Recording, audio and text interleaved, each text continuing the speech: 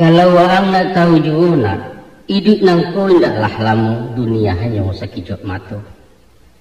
Caliaklah contoh jo ibarat. Masulah ia disonsong abang mati dianta ada sembayang. Antara abang ya sembayang desinan kamat dibacokan hingga itulah jatah umur. Bakato Muhammad Iqbal apalah kato di beliau. Umur bukan ukuran masa. Hidup tidak takaran zaman. Sehari singa derimba 1000 tahun bagi si domba. Makna menjadi singona bukan menggadang bakato dareh bakita bulah di tangan kandak bajanyu awak surang. Indak nak. Bukan itu falsafahnya. Tapi biarlah setahun jaguang pergunakan masonan pendek bapacu marawi buku membuat amal kabayakan. Baguno ke diri surang tak pakai di masyarakat manfaat saling pengalam. Untuk apa panjang bajelo hingga betungkek selalu ngapi kalau awak kiliran tangan masak lacuit makan perintah. Kok kunun pulau kuma bamiang manggata di dalam kampung Cilako hidup itu namanya. Selampihan daripada itu, umur bukan sabateku buat hidup bukan salacuit habis. Tapi ada hidup sesudah hidup panjang dan tidak kau juangan nak. Itulah hidup di akhirat kemari tujuan sebenarnya.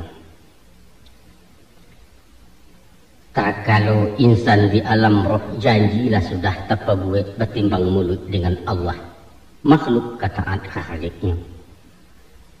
Kita memacik kali kambana. Usahkan 2 tagang salampih dunia akhirat setimbangan. Nyampang ke putih kaduanya sinan tahanyut handam karap kini dirintang ngangan-ngangan iswak diseso penyesalan di dunia rintang jurato di akhirat gilo juga gau kalamlah jalan kesarugo.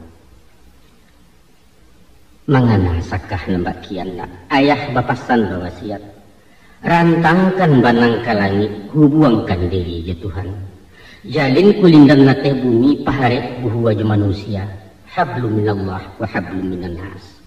Itulah cancang nanduo sagaragai kapanan duo salabuhan samo Jawa kaduonyo.